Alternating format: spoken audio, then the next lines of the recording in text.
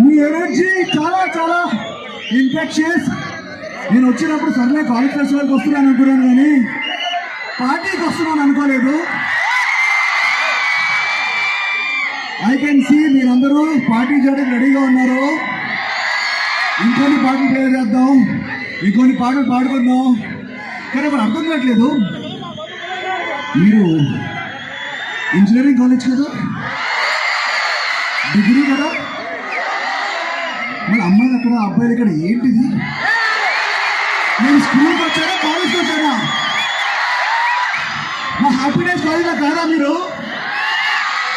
వద్దు, హ్యాపీనెస్ కాలేజ్లో ఉండకపోతేనే మంచిది, చదువుకోండి.